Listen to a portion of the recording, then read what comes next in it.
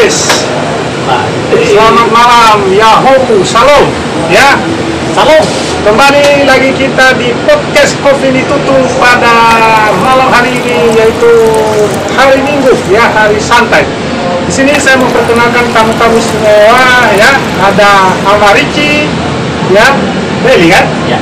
Dan ada Madelon Beli, dan ada Airlangin yang sudah dikenal di mana-mana, atau namanya Forlan Beli, dan sama dengan nama Bogor sama ke Usamu Ibu Onohor. Oke guys, jadi untuk mempersingkat waktu podcast pada malam hari ini kami ambil topik mengenai bagaimana seorang pejabat publik yang kami soroti adalah kepala daerah, khususnya yang ada di Nias, ya. Jadi saya adakan pertanyaan pertama buat narasumber kami yang sudah terkenal, si Amadelon atau Nite Madeli. Nah, bagaimana menurut pandangan Amadelon mengenai kepala daerah yang disebut sebagai pejabat publik atau pelayan masyarakat? Karena biasanya kalau ada masyarakat mengkritik pemerintah atau misalnya kepala daerah atau misalnya bupati, kadang-kadang ada juga yang pro kontra bahwa nggak boleh. Padahal sebenarnya kalau menurut kita bahwa pejabat publik itu adalah pelayan masyarakat. Nah, bagaimana menurut Madelon? Ya, betul guys. Sebenarnya itu kan pejabat itu adalah yang diberikan mandat untuk Betul. dipilih. Ya. Cuma kadang-kadang kita kan udah dipilih, tapi berubah bukan menjadi pelayan lagi, menjadi raja. Ya. Ini adalah salah berpikir. Nah, jadi masyarakat juga. Ya. Sebenarnya pejabat itu adalah seorang pelayan yang berada di semua masyarakat berbagai level. Ada yang kaya, ada yang miskin, ada yang biasa. Ya. Tapi dia tidak punya kepada siapa. Semuanya itu rakyatnya dia harus pelihara. Dia harus wakil miskin dia pelihara, dia pendidikan juga harus dia pikirkan, dan segala macam yang harus dia pikirkan untuk kesejahteraan. Jadi artinya kalau ada kelompok masyarakat yang mengkritik kinerja misalnya kepala daerah atau bupati, sebenarnya sah-sah saja kan? Dalam hal demokrasi. Jadi tidak boleh juga ada masyarakat lain yang melarang bahwa ini tidak boleh. Ini yang melarang itu sebenarnya itu sudah pasti memihak kepada orang yang berseberangan. Nah, terutama orang-orang mereka dari pejabat itu. Nah, itu kan berseberangan, kan mereka ikut pejabat. Ya. Nah, kadang-kadang juga kan pejabat itu juga mereka tidak tahu kalau mereka itu sedang bekerja untuk masyarakat. Ya. Ya, mereka itu sudah dibayar oleh masyarakat. Mereka itu sudah dibayar oleh kas negara. Ya. Mereka itu sudah dibiayai oleh semua pendapat kita di seluruh Indonesia ini dikumpulkan di APBN dan dikucurkan di daerah-daerah. Nah, itu adalah salah satu masyarakat kita kan mereka mengerti. Makanya apa-apanya nanti apa yang dibuat ya kesuksesan apa? Kesuksesan apaan? Orang hanya dia bagi duit-duit itu kepada setiap dinas. Ya. Itu juga kan ada korupnya di dalam. Betul. Nah, itu di situ kan masyarakatnya harus pintar. Ya. Jangan sampai kita dibodohi lagi. Nah, karena zaman udah bergeser terlalu jauh sekarang. Jadi sebenarnya itu bukan uang bupati ya, itu kan uang masyarakat sendiri. Jadi mereka itu hanya pelaksana. Ya, diberikan amanah untuk mewujudkan program-program pemerintah untuk membantu masyarakat. Nah, kalau menurut Ricci, kira-kira bagaimana dengan fenomena kita di khususnya di daerahnya sini, khususnya kita dari Nias Barat ya? Karena ada pendapat yang mengatakan bahwa tidak boleh mengkritik bupati karena itu dia sudah melakukan dan mungkin ada yang salah di situ ya, seperti tadi yang dikatakan Madelon bahwa jangan-jangan pemahaman orang kita di Nias Barat ini mungkin mereka anggap bahwa uang itu adalah uang bupati sendiri. Nah, menurut saya Marit bagaimana sebenarnya yang bisa dikasih pencerahan kepada masyarakat kita di Nias Barat? Ya, menurut saya sih, menurut pendapat sederhana saya, bahwa itu tidak salah ya. Karena tapi juga ada kritik juga yang tidak boleh, yang pelanggaran pada hal penggunaan kritik terhadap negara terhadap pencemaran budaya tidak bagus. Tapi kalau kita mengkritik kebijakan, itu bagus. Nah, posisi kepala daerah atau siapapun yang memimpin di daerah mestinya dia terbuka terhadap segala. Kenapa dia harus terbuka? Dia harus memposisikan dirinya itu tidak sempurna. Tapi kalau seorang kepala daerah memposisikan dia sempurna, maka dia tidak kebal terhadap itu. Ya. Kenapa merasa apa yang dilakukan benar? Nah, yang ideal sebenarnya seorang kepala daerah dia harus tahu kenapa dulu dia mencalonkan diri menjadi kepala daerah. Tujuannya apa? Tidak lain dan tidak bukan, dia mempersembahkan dirinya untuk melayani. Prinsip melayani seperti apa? Tangan di atas atau tangan di bawah? Nah, kalau dia tangan di bawah, berarti melayani. Dia mempersembahkan seluruh hidupnya di luar dari kepentingan golongan dan keluarga. Kalau dia mengingat visi misi, maka dia akan terhadap karena ketika dia terhadap apapun, dia akan koreksi. Jangan-jangan apa yang mereka katakan benar, saya harus. Tapi kalau ada pejabat sangat-sangat anti kritik, itu merasa dirinya bersempurna dan sehingga tidak perlu memperbaiki dirinya, dan selalu dia akan mencari pembenaran, selalu dia akan mencari pembelaan. Nah, apa sih kita sebagai masyarakat dalam menyikapi seperti itu? Nah, idealnya begini, jadi kita sebagai masyarakat tidak boleh tertutup terhadap ketika ada kebijakan-kebijakan yang tidak kedong kepada masyarakat, kita harus bicara.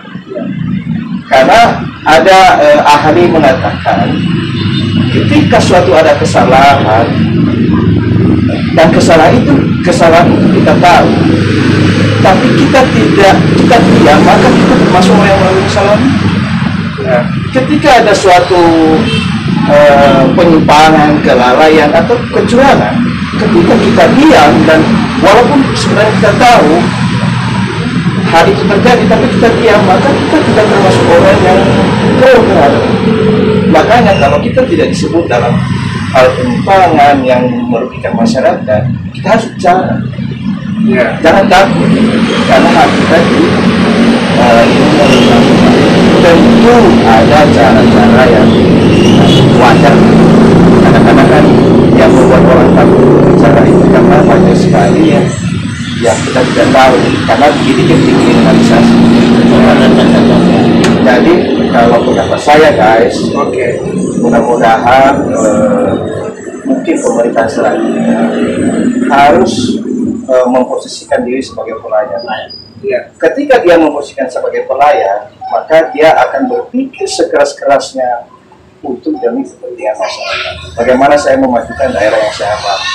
Wah, luar biasa. Ini itu aja sih pendapat dari satu hal yang perlu kita camkan ya, dicatat oleh kepala daerah, bahwa kepala daerah boleh dikritik oleh masyarakat, mengkritik dalam arti membangun ya.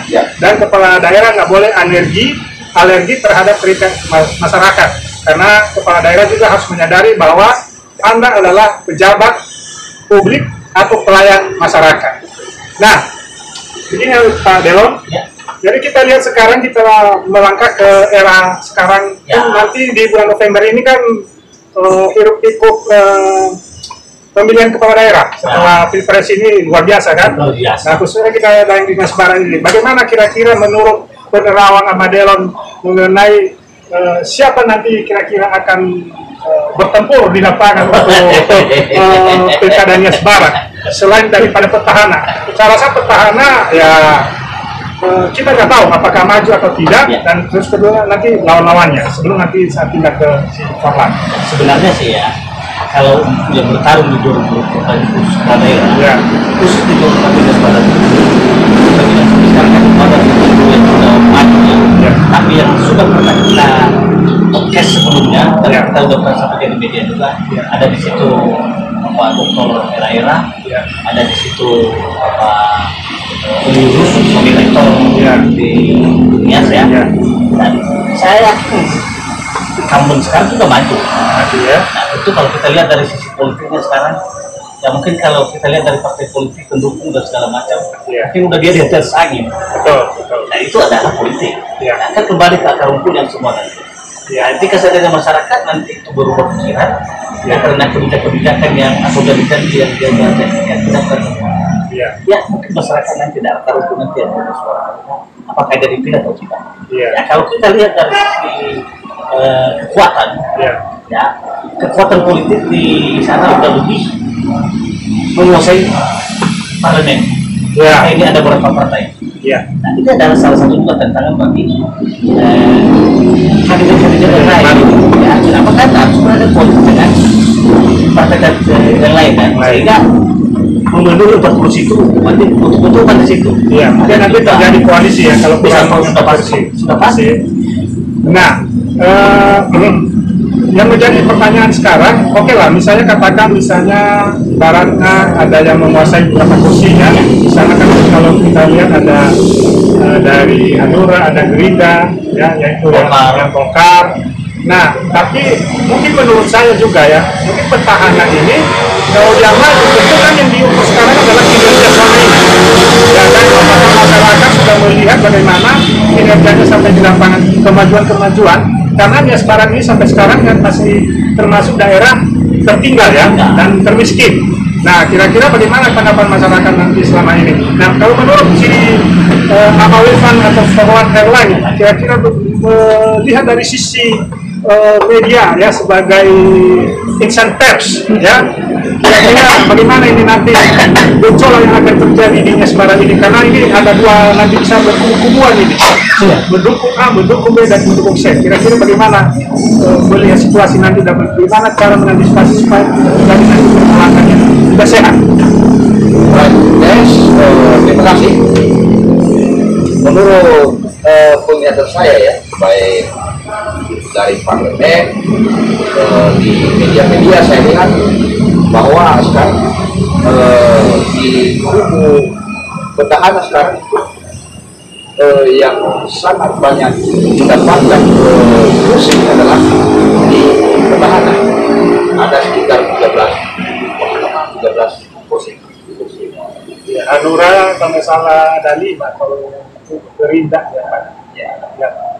Nah, bisa juga nanti kalau seandainya kandidat yang benar-benar ingin mau maju, bisa juga melalui jalur independen. Ya, itu kan hanya saran dan pendapat yang pernah saya lihat di media. Saat ini saya jarang untuk memposting atau ini, tapi saya selalu melihat membaca. Ya semoga aja lah di Barat ini nanti ada perubahan kepala daerah yang benar-benar mau membangun Barat. Nah, jadi menurut kacamata kita sih sebenarnya, kalau ini menurut hemat saya ya, lebih bagus ada satu figur-figur baru yang memimpin Barat ini, yang punya wawasan, yang punya keberanian dan kreatif juga mengikuti zaman era teknologi sekarang. Nah, soalnya kalau selama ini kita lihat ya, maaf kata, itu terjadi stagnasi atau stagnan. Jadi baik misalnya membangun pariwisatanya, yang saya lihat juga sekarang ini ada masalah pariwisata ya, Kamadu Beach sudah dipasang tarif tapi belum ada perdanya, belum ada landasan hukumnya. Nah, kita melangkah ke lebih jauh, kira-kira apa yang bisa kita sarankan kepada masyarakat kita supaya kalau ada kritik seperti podcast ini, kira-kira apa yang harus kita berikan kepada mereka, atau ada feedbacknya supaya mereka juga terbuka cara berpikir mereka, bahwa kalau ada yang memberikan masukan dan kritik, ya mereka juga wise atau bijaksana menerima suatu kritik yang membangun. Karena kalau tidak ada kritik, maka dalam sebuah pemerintah itu ya tidak akan jalan, tidak akan kelihatan nanti kinerjanya yang lebih bagus. Nah, kira-kira menurut Pak Madero itu sih, kalau kritik itu adalah sudah buah dari reformasi. Iya. Buah dari demokrasi. Kebebasan itu kan adalah demokrasi. Betul, di situ nanti kalau ada yang mengkritik, baik di seperti live ataupun di podcast, ya itu kan biar saja. Itu kan mereka ya. Kalau kita sebagai sebagai orang yang bisa memberikan masukan, kita tetap konsisten agar teredukasi di masyarakat, jangan sampai dibodoh-bodoh lagi. Ya, mulai dari janji-janji seorang bupati, janji-janji yang mereka ketika itu ada nggak yang sudah dipenuhi?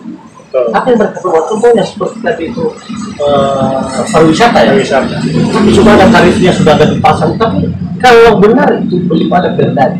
Saya dengar kalau dibuka ditutup lagi. Nah, itu adalah kenapa? Karena tidak membuat itu untuk masuk perda atau terburu-buru atau apa. Ya. Kenapa kan semuanya kegiatan-kegiatan politik untuk sebelum pilkada ini semuanya itu berlaku pencitraan pasti. Kenapa? Karena kalau mereka ada pencitraan, mereka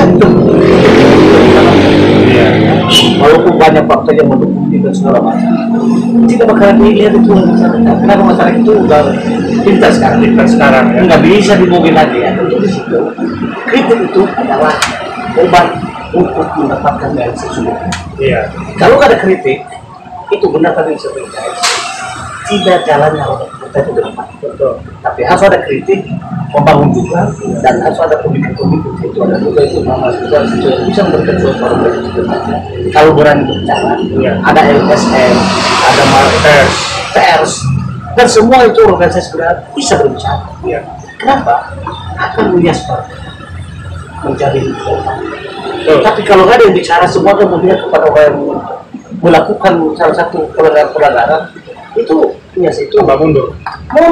Iya, jadi benar tadi yang disinggung itu bahwa harus kelihatan apa kinerjanya ke depan, terus harus ada juga informasi-informasi yang penting ya yang bisa diungkap oleh pers atau masyarakat atau sebagai dari insan yang lain atau ormas-ormas.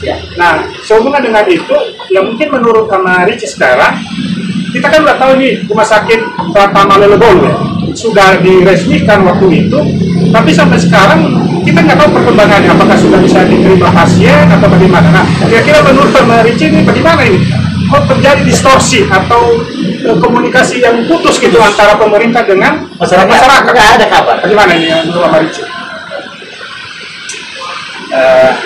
Kalau menurut saya sih itulah pentingnya reaksi. Jadi kalau kita hanya menunggu informasi dari pemerintah, maka kita berjalan waktu akan ditinggal, dan bahkan kita tahu kita tidak tahu step-stepnya kemana. Tetapi apa yang kita lakukan sekarang ini sebagian dari dan kepedulian kita sebagai masyarakat ya.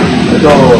Nah, jadi di sana kan ada ormas, ada pers, apa ya? Kalau dalam pemerintahan ada incumbent, ada oposisi. Betul. Nah, kalau itu berjalan, tidak terjadi keseimbangan. Nah, yang saya lihat di Miaspara, walaupun kita di Berataya, kalau kita lihat sesuai dengan pertanyaan dari guys tadi, kok tidak ada informasi update yang sudah diresmikan, tapi sampai bagaimana? Ya karena itu tadi tidak berjalan. Itulah kelemahan kalau incumbent itu mungkin mungkin bisa saya salah ya, 80% sudah menguasai, sehingga tidak ada oposisi lagi. Dan persnya juga tidak berdaya. Ormas juga tidak berdaya. Tapi kalau itu tidak ada, maka akan berlalu begitu saja. Siapa yang masyarakat? Betul. Jadi tidak terjadinya check and balances ya. Misalnya orang-orang yang intelektual ya. Tapi kalau kita mungkin pakai bahasa sederhana, jadi tidak ada keseimbangan antara informasi apa yang terjadi di dalam sebuah pemerintahan, sehingga nanti yang dirugikan adalah masyarakat. Dan ingat juga bahwa masyarakat itu berhak untuk mengkritik siapapun pemerintah, siapapun pejabat, mau bupati kayaknya, mau kepala dinas atau siapapun dia. Karena apa? Karena pajak dari Anda sendiri yang membayar gaji mereka kan, terus maju 4.000 segala macam. Jadi kalau ada seorang pejabat gagah-gagahan dan dia melarang masyarakat untuk mengkritiknya, itu adalah satu kebodohan bagi itu kedunguan. Nah, itu kata Rocky Gerung itu kedunguan. Dan mungkin kita singkat aja ya podcast ini ya guys ya, karena tambahan nanti. oke. Itu salah satu lagi kalau kandidat yang kuat kalau saya lihat Pak, yang muncul Bapak Ira dia dan ada dari Gerindra juga Bapak Ricardo Notiboa. Dan ini adalah semua asetnya. Jadi dia muncul mereka. Betul. Dan kita dorong mereka agar melakukan perubahan-perubahan. Dan kenapa? Karena kalau kita lihat hampir 10 tahun sebelumnya, belakang itu sebenarnya udah rusak. Betul. Rusak ya. Semuanya sistem sudah dimodifikasi. Ini adalah salah satu yang perlu dilakukan agar ke depan harus ada perubahan baik kepemimpinannya, kebijakannya, apalagi di waktu kita. Betul. Satu pun nggak ada yang bertemu. Asal udah dipilih, itu kita melihat kata apa yang luar biasa. Luar biasa. Jadi ini satu pencerahan ya dari Amarici dan Madelon dan si Forlan dari sisi tesnya. Jadi ini kami melakukan kontes ini adalah satu bentuk pencerahan kepada masyarakat Jepara agar ke depan bisa maju secara bersama-sama, dan kepala daerah juga berhati-hati untuk memakai anggaran dan melaksanakan roda pemerintah, karena amanah yang dititip kepada pundak Anda harus Anda mempertanggungjawabkan di kemudian hari. Sekian saja, ini podcast COVID ditutup ya. Bur Amarici, sama Wilfan dan Amadelo. Terima kasih. Dari Hokundara. Oke, Yahoo. Bur.